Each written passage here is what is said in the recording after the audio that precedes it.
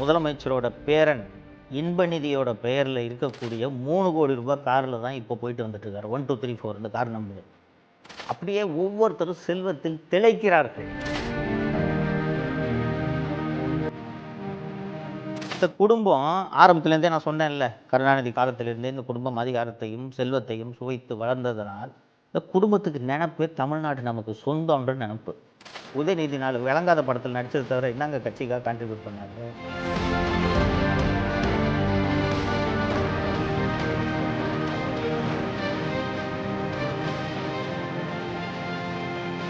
தமிழக அரசு சார்பில் விளையாட்டுத்துறை சார்பில் துணை முதல்வர் உதயநிதி தானே விளையாட்டுத்துறைக்கான அமைச்சர்.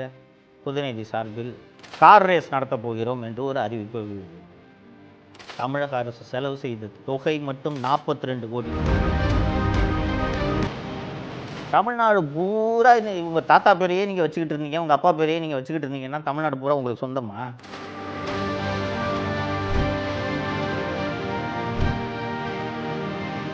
அதுதான் கருணாநிதியோட பேனாவுக்கு சிலை. எத்தனை அடி தெரியுமா? 134 அடியில் கருணாநிதியோட பேனாவுக்கு கடலுக்கு நடுவில் சிலை. இந்த பைத்தியக்காரனாவது இப்படி ஒரு ஆசைப்படுவாங்க. தமிழ் பெருங்குடி மக்கள் அத்தனை பேருக்கும் வணக்கம். சட்டப்பேரவை தேர்தல் 2026 தேர்தல் தொடர்பாக மீண்டும் மீண்டும் உங்களோட உரையாடுவதில் எனக்கு உள்ளபடியே மகிழ்ச்சி. ஏன் மகிழ்ச்சின்னு யோசிச்சு பாருங்க. என்னன்னா, நான் பத்திரிகைக்காரன், மக்களுக்கு தேவையான உண்மைகளை சொல்ல வேண்டும்ன்றது என்னோட வேலைன்னு வச்சுக்கோங்க. ஆனால் வாக்காளர் பெருமக்களாகிய நீங்கள் உங்களுடைய அன்றாட வாழ்க்கைக்கே போராட்டத்தில் ஈடுபட்டு கொண்டிருப்பீர்கள். ஒவ்வொருத்தருக்கும் 1000 வேலை இருக்கும். தேர்தல் சமயத்தில் தான் எந்த கட்சிக்கு வாக்களிக்கலான்ற முடிவுக்கே பெரும்பாலானோர் வருவார்கள். கட்சிக்காரங்களை விட்டுருங்க, கட்சி உறுப்பினர்கள், கட்சி தொண்டர்களை விட்டுருங்க.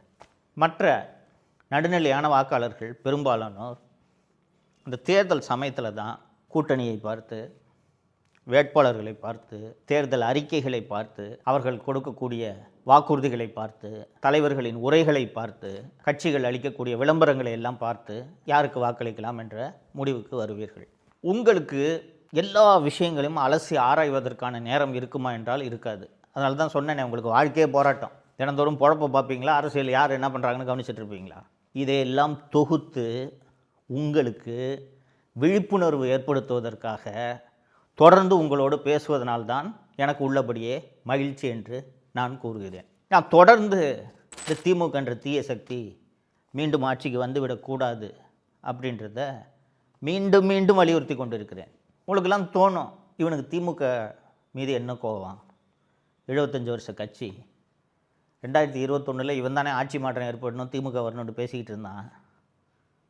இப்போ என்னடான்னா, திமுகன்ற அந்த தீய சக்தி தப்பித்தவரி கூட ஆட்சிக்கு வரக்கூடாதுன்னு பேசுகிறான்னு, இவனுக்கு ஏதாவது பர்சனலாக பஞ்சாயத்தா என்றெல்லாம் உங்களுக்கு தோன்றும். தோழர்களே, ஏற்கனவே நான் சில வீடியோக்களில் பேசியிருக்கேன். இருந்தாலும் மீண்டும் ஒரு முறை நினைவுபடுத்துவது சரியாக இருக்கும் என்று நினைக்கிறேன். இந்த குடும்பம், கருணாநிதி குடும்பம் இருக்கே, தொடர்ந்து அதிகாரத்தில் இருந்து வந்திருக்கக்கூடிய ஒரு குடும்பம் ஆச்சுங்களா.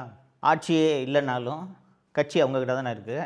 லட்சக்கணக்கில் கோடிக்கணக்கில் கொண்டு வந்து கொட்டுறதுக்கு கட்சி தொண்டர்களும் கட்சி நிர்வாகிகளும் தயாராக இருக்கும்போது இவர்களுக்கு என்ன கவலை? தோழர்களே, திரு ஸ்டாலின் அவர்கள் தன்னுடைய வேட்பு மனு தாக்கல் செய்திருப்பார்ல, அதுக்குள்ள அவரோட சொத்து விவரங்களை எல்லாம் போட்டிருப்பார்ல. அந்த 2006 தேர்தலாக இருக்கட்டும், 11 தேர்தலாக இருக்கட்டும், 21 தேர்தலாக இருக்கட்டும், எல்லா தேர்தலையும் இவர் தாக்கல் செய்துள்ள அந்த சொத்து விவரங்களை நீங்கள் எடுத்து பாருங்களேன். சொந்தமாக அவர்கிட்ட ஒரு கார் கூட இருக்காது. நம்ப முடியுது அவங்களால? சொந்தமாக ஒரு முதலமைச்சர்கிட்ட சொந்தமாக ஒரு காரு கூட இல்லையா அவருக்கு? முதலமைச்சரோட பேரன் இன்பநிதியோட பெயரில் இருக்கக்கூடிய 3 கோடி ரூபாய் காரில் தான் இப்போ போயிட்டு வந்துட்டுருக்காரு. 1 2 3 4 இந்த car number, fancy number. Inbanithi சின்னோண்டு பையன், 18 வயசு தான் ஆகும்னு நினைக்கிறேன் அவனுக்கு. ஏதுங்க 3 கோடி ரூபாய்க்கு கார் வாங்குகிற அளவுக்கு ஏதுங்க அந்த இன்பநிதிக்கு பணம்? இன்பநிதி பேரில் கார் வாங்கிக்கிட்டு முதலமைச்சர் அதை பயன்படுத்துவார். அப்போ அவரோட சொத்து பட்டியலை தேர்தல் பிரமாண வாக்குமூலத்தில் தாக்கல் செய்யும்போது அந்த காரை குறிப்பிட வேண்டிய அவசியம் இல்லைல்ல. பேரனோட சொத்தெல்லாம் தாத்தா போடணுன்னு அவசியம் இல்லைல்ல.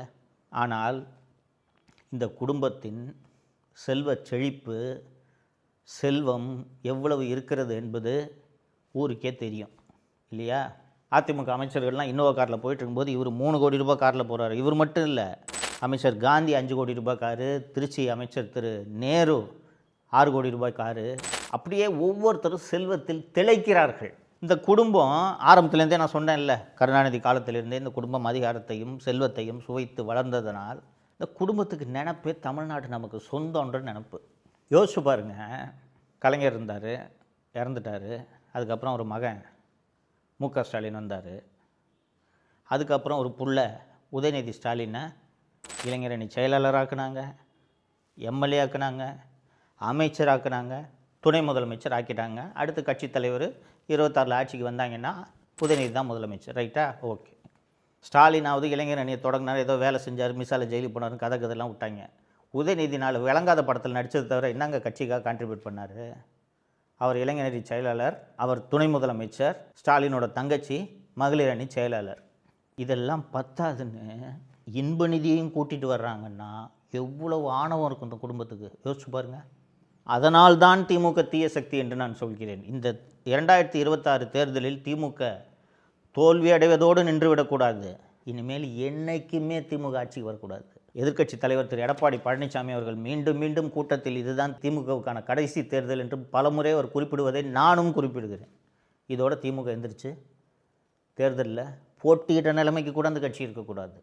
ஒரு முக்கியமான சம்பவத்தை இதற்கு உதாரணமாக குறிப்பிடுவது சரியாக இருக்கும் என்று நினைக்கிறேன். 2024ஆம் ஆண்டு தமிழக அரசு சார்பில், விளையாட்டுத்துறை சார்பில், துணை முதல்வர் உதயநிதி தானே விளையாட்டுத்துறைக்கான அமைச்சர், உதயநிதி சார்பில் கார் ரேஸ் நடத்தப் போகிறோம் என்று ஒரு அறிவிப்பு வெளிவந்தது. கார் ரேஸ்ன்றது ஒரு விளையாட்டு, கிராண்ட் ப்ரீலாம் நடக்கும், நீங்கள் பார்த்துருப்பீங்க. சர்ன்னு ரேஸ் கார் போகும், பல கோடி ரூபாய் அந்த கார் எல்லாம். அதை நடத்துறதுல ஒன்றும் தவறு இல்லை இல்லையா? எங்கே நடத்தணும் அந்த ரேஸை? இதற்கென்று இருக்கக்கூடிய இடத்தில் நடத்த வேண்டும் இல்லையா? தமிழ்நாட்டில் இந்த ரேஸ் நடத்துறதுக்கான இடம் இருக்கான்னு கேட்டிங்கன்னா, காஞ்சிபுரம் மாவட்டம் ஸ்ரீபெரும்புதூர் அருகே இருங்காட்டுக்கோட்டை என்ற இடத்தில் பல ஆண்டுகளாக இந்த ரேஸ் நடத்துறதுக்குனே ஒரு ரேஸ் ட்ராக்கு இருக்குது. ஓகேவா? அந்த ரேஸ் கார்லாம் நீங்கள் பார்த்துருப்பீங்க. ரேஸ் கார்னால் நீங்கள் ரோட்டில் ஓடுற இன்னோவா, ஸ்கார்பியோ, இந்த கார் இல்லை. ரேஸுக்குன்னு ஒரு கார் இருக்கும், சின்னதாக குட்டியாக இருக்கும், பல மடங்கு வேகத்தில் அந்த கார் பயணிக்கும். அந்த கார் பயணிப்பதற்கென்று தனியாக ஒரு ரோடு ரேஸ் ட்ராக்கும் வேணும். சாதாரணமாக இப்போது அண்ணா சாலையிலேயோ ராதாகிருஷ்ணன் சாலையிலையெல்லாம் அந்த காரை ஓட்ட முடியாது. அந்த கார் ஓடுவதற்கென்று பிரத்யேகமாக இத்தனை இன்ச்சு அளவில் ஒரு ரோடு இருக்கணும், ட்ராக் இருக்கணும். அப்போ தான் அந்த ரேஸு அதில் நடத்த முடியும். அந்த ரேஸ் ட்ராக் சரியாக இருக்கிறதா என்பதை கண்காணித்து பரிசோதித்து அனுமதிப்பதற்கென்று ஒரு சர்வதேச ஏஜென்சி இருக்குது. அந்த ஏஜென்சி இதை டெஸ்ட் பண்ணி இதில் இந்த கார் ரேஸ் நடத்தலாம் அப்படின்ட்டு அனுமதி கொடுத்தா தான் அந்த ரேஸை நடத்த முடியும். ரைட்டா? ஏற்கனவே சொன்னேன், ஸ்ரீபெரும்புதூர் பக்கத்தில் இருங்காட்டுக்கோட்டை என்ற இடத்தில் ரேஸு ட்ராக் இருக்குது. அங்கே பல முறை ரேஸ்களும் நடந்திருக்கிறது. உதயநிதிக்கு மவுண்ட் ரோடில் ரேஸ் நடத்தணும்னு ஆசை. மவுண்ட் ரோட்லனா எங்கே?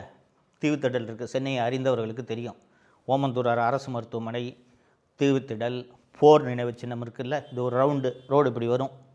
இந்த பாரிஸ் கார்னர் போகிற வழியில் நீங்கள் பார்த்தீங்கன்னா அந்த பிரிட்ஜு இறங்குற இடத்துல ரவுண்டு நேராக போனால் போர் நினைவு சின்னம், அப்படியே சுற்றி வந்தீங்கன்னா டாக்டர் சுவாமி சிவானந்தா சாலை, அது அந்த இடத்துல கார்னரில் தான் ஓமந்தூர் அரசு மருத்துவமனை இருக்குது. இப்படி வந்தீங்கன்னா தீவுத்திடல் ஜாயின் ஆகும். இது ஒரு ரவுண்டு இல்லையா? இதில் நடத்தணும்னு உதயநிதிக்கு ஆசை. இந்த பைத்தியக்காரனாவது இப்படி ஒரு ஆசைப்படுவானா? யோசிச்சு பாருங்கள். நான் ஏற்கனவே சொன்னேன், இருங்காட்டுக்கோட்டை என்ற இடத்தில் ரேஸ் ட்ராக் இருக்குதுன்னு சொன்னேன். அங்கே போய் நடத்திக்க. இங்கே தான் நடத்த வேணும். உதயநிதி ஒற்றை காலில் நிற்கிறார். சரி நடத்துங்க. நான் தான் அந்த குடும்பம் எவ்வளோ பெரிய பணக்கார குடும்பம்னு சொன்னேன். உங்கள் துட்டில் நடத்துங்க. எதற்காக அரசு பணத்தை செலவழிக்கிறீர்கள்? அந்த ரேஸ் நடத்துவதற்காக தமிழக அரசு செலவு செய்த தொகை மட்டும் 42 கோடி தெரியுமா? நான் ஏற்கனவே சொன்னேன், இந்த ரேஸ் நடத்தலாமா இல்லையா, அந்த ரேஸ் ட்ராக் தரமானதா இல்லையான்றதை சர்வதேச ஏஜென்சி பரிசோதித்து அனுமதி அளிக்க வேண்டும் என்று. அந்த கார் ரேஸ் நடத்துவதற்கு ஏற்றாறு போல் நான் இப்போ சொன்னேன்ல, ஓமந்தூரார் போர் நினைவு சின்னம்ட்டு அந்த ரவுண்டு, இது முழுக்க புதிதாக சாலைகள் போடப்பட்டன. அந்த பக்கம் போனவங்களுக்கு தெரியும், ரோட்டுக்கு நடுவில் சென்டர் மீடியன்லாம் இருக்கும். இந்த ரேஸ் நடத்தணுன்றதுக்காக சென்டர் மீடியன்லாம் ரிமூவ் பண்ணாங்கங்க. உலகத்தில் எங்கேயாவது இந்த அநியாயம் நடக்குமாங்க? இதெல்லாம் எதற்காக என்றால் பட்டத்து இளவரசரின் கேளிக்கைக்காக. அவருடைய நண்பர்கள் மற்றும் சினிமா நட்சத்திரங்கள் அத்தனை பேரோடும் அமர்ந்து இந்த ரேஸை இவர் கண்டுகளிக்க வேண்டும் என்ற ஒரே காரணத்துக்காக மக்களது வரிப்பணம் 42 கோடி ரூபாய் செலவிடப்பட்டது தோழர்களே. அந்த பக்கம் ஹாஸ்பிட்டல் இருக்கே, அங்கே தான் இந்த ரேஸை நடத்தணுமா நீங்கள்? இருங்காட்டுக்கோட்டையில் ரேஸ் நடத்தி அங்கே போய் உட்காந்து பாருங்கள். உங்களை யாராவது வேண்டான்னு சொன்னாங்களா?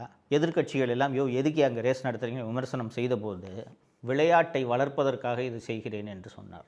நீங்களும் நானும் அந்த காரை தொட்டு பார்க்க முடியுமாங்க? பல கோடி ரூபாய் இருக்குங்க ஒவ்வொரு காரும். தொட்டு பார்க்க முடியுமா? இன்னொரு உதாரணத்தை சொல்கிறேன். இதெல்லாம் எதுக்கு குறிப்பாக இந்த கார் ரேஸ் உதாரணத்தை சொன்னேன்னா, இந்த குடும்பத்துக்கு தமிழ்நாடு நமக்கு சொந்தம்னு நினப்பு இருக்குது, உறுதியாக இருக்குது. இவனுங்களுக்கு வேறு என்ன கதி? போட்டு ஆட்சியில் உட்கார வச்சுட்டாங்க, எங்கள் இஷ்டத்துக்கு எப்படி வேணாலும் நடப்போம். திருப்பி இதே மாதிரி பசப்பு வார்த்தைகளை சொல்லி திருப்பியும் ஆட்சியில் உட்காந்துட்டு இதே மாதிரி கார் ரேஸ் நடத்துவோம். என்ன பண்ண முடியும் உங்களால் என்ற ஆணவம் இந்த குடும்பத்திற்கு இருக்கிறது. இன்னும் ஒரே ஒரு உதாரணத்தை சொல்லிடுறேன். தமிழகத்தில் இவர்கள் பல்வேறு நூலகங்களை திறக்குகிறார்கள். அது ரொம்ப நல்ல விஷயம். அந்த நூலகங்கள் அத்தனைக்கும் கலைஞர் கருணாநிதியின் பெயரை வைக்கிறார்கள். கிளாம்பாக்கத்தில் புதுசாக ஒரு பஸ் ஸ்டாண்டு கட்டாங்க, அங்கே அதற்கும் கலைஞர் பெயரை வைக்கிறார்கள். தமிழ்நாடு பூரா இவங்க தாத்தா பேரையே நீங்கள் வச்சுக்கிட்டு இருந்தீங்க, உங்கள் அப்பா பேரையே நீங்கள் வச்சுக்கிட்டு இருந்தீங்கன்னா தமிழ்நாடு பூரா உங்களுக்கு சொந்தமா? கிட்டத்தட்ட தமிழ்நாடு பூரா நமக்கு சொந்தம்ன்றது நினப்பு இருக்கா இல்லையா அந்த குடும்பத்துக்கு? தோழர்களே, 2022 ஆட்சிக்கு வந்த ஒரு 7-8 மாதத்தில் தமிழக அரசு ஒரு திட்டத்தை அறிவித்தது. என்ன திட்டம் தெரியுமா? கருணாநிதியோட பேனாவுக்கு செலவைக்கிறேன். அதாவது என்னென்னா, அவ்வளோ எழுதியிருக்கிறாராம் அவர். சரி, எழுதினீங்கன்னா அந்த பேனாவை கொண்டு போய் மியூசியத்தில் வைங்க. இந்த பேனாவில் தாங்க கலைஞர் எல்லாத்தையும் எழுதினார், குறளோவியம் எழுதினார், தொல்காப்பிய பூங்கா எழுதினாருன்னு எல்லாரும் பார்க்கட்டும். இங்கே இந்த காமராஜர் நினைவகம், ராஜாஜி நினைவகம் இதுக்கெல்லாம் போனீங்கன்னா அவர்கள் பயன்படுத்திய பேனா, சட்டை இதெல்லாம் அங்கே வச்சுருப்பாங்க. அது மாதிரி இது தாங்க கருணாநிதி பயன்படுத்திய பேனான்ட்டு மியூசியத்தில் வைங்க, போய் பார்த்துக்கிறோம். அது என்னங்க கருணாநிதியோட பேனாவுக்கு சிலை எத்தனை அடி தெரியுமா? 134 அடியில் கருணாநிதியோட பேனாவுக்கு கடலுக்கு நடுவில் சிலை. ரோட்டில் கூட இல்லை, கடலுக்கு நடுவில் சிலை. எவ்வளவு ஆணவம் இருந்தால் இந்த குடும்பம் இந்த வேலையை பார்க்குங்க? யோசிச்சு பாருங்கள். அரசு பணத்தில் எவ்வளோ தெரியுமா? அந்த 134 அடி சிலைக்கு எவ்வளோ தெரியுமா திட்டம் மதிப்பீடு? 80 கோடி ரூபாய்ங்க அந்த பேனா சிலைக்கு. தெரியுமா? திட்டம் அறிவிக்கப்பட்ட உடனேயே கடுமையான சர்ச்சைகள் எழுந்து இது சம்மந்தமாக ஒரு கருத்து கேட்பு கூட்டம்லாம் நடந்துச்சு. அந்த கருத்து கேட்பு கூட்டத்தில் நாம் தமிழர் கட்சியின் தலைமை ஒருங்கிணைப்பாளர் திரு சீமான் போய் கலந்துக்கிட்டு பேசும்போது, பேனா சிலை வச்சா நானே போய் அதை உடைப்பேன் அப்படின்ட்டார். மீனவர்களும் எதிர்ப்பு தெரிவித்தார்கள். இதெல்லாம் வந்த பிறகு சத்தம் போடாமல் இந்த பேனா சிலை திட்டத்தை கம்முன்னு விட்டுட்டாங்க. அப்பாவோட பேனாவுக்கு கடலுக்கு நடுவில் 134 அடி உயரத்துக்கு செலவைக்கிறேன்ட்டு திட்டமிடுறாங்கன்னா எவ்வளவு ஆணவம் இந்த குடும்பத்துக்கு இருக்கும்? யோசிச்சு பாருங்கள். இவ்வளவு ஆணவம் பிடித்த இந்த குடும்பம் தாங்க திருப்பி ஆட்சிக்கு வரணும், எப்படியாவது ஜெயிச்சு திருப்பி தமிழ்நாட்டை கொள்ளையடிக்கணும்னு சொல்லிட்டு வர்றாங்க உங்களை தேடி. இந்த குடும்பம் திருப்பி ஆட்சிக்கு வரலாமா? யோசிச்சு பாருங்கள். எவ்வளோ ஆணவம் இருக்கும். எல்லாமே அவங்களுக்கு வேணும். சினிமா துறைனா அவங்களுக்கு வேணும், மணல் குவாரினா அவங்களுக்கு வேணும், முனிசிபல் அட்மினிஸ்ட்ரேஷன் கான்ட்ராக்ட்னா அவங்களுக்கு வேணும், ஹைவேஸ் கான்ட்ராக்ட்னா அவங்களுக்கு வேணும். எல்லாமே இந்த குடும்பம் எடுத்துக்கிச்சுன்னா, இந்த 11 மார்ச் அன்று தமிழகத்தில் நடந்த பிரச்சார கூட்டத்தில் பேசிய பிரதமர் திரு மோடி அவர்கள் தமிழ்நாட்டை ஒரு குடும்பம் ஏடிஎம்மாக நினைத்து கொண்டு பயன்படுத்தி கொண்டு இருக்கிறது ரொம்ப அழகாக சொன்னார். கிட்டத்தட்ட அவர் சொன்னது கரெக்டு தானே?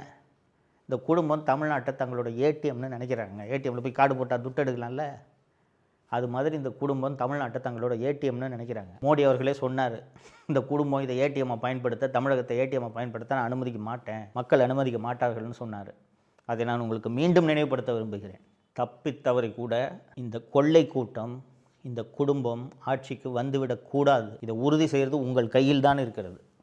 முதலமைச்சர் வராரு, இவர் ஸ்டாலின் வராரு, அவங்க மனைவி துர்கா வராங்க, பட்டத்து இளவரசர் உதயநிதி வராரு, அவரது மகன் இன்பநிதி வராரு.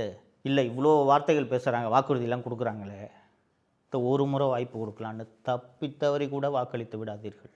அப்படி தப்பித்தவரை நீங்கள் உதயசூரியனுக்கோ அல்லது திமுக கூட்டணி கட்சிகளுக்கோ வாக்களித்தீர்கள் என்றால் தீராத பாவத்தை செய்தவர்களாகுவீர்கள் என்பதை நான் உங்களுக்கு சொல்லிக்கொள்ள விரும்புகிறேன். பாவம் திமுகவுக்கும் அது கூட கூட்டணி கட்சிக்கும் நீங்கள் வாக்களிச்சிங்கன்னா அதை விட மாபெரும் பாவம், மகா பாவம் வேறு எதுவுமே கிடையாது. இதை மனசில் வச்சுக்கிட்டு தேர்தல் என்று நல்ல முடிவை எடுங்கள். இதுதான் நான் உங்களுக்கு வைக்கக்கூடிய வேண்டுகோள். நன்றி. தமிழகத்தை காப்போம்.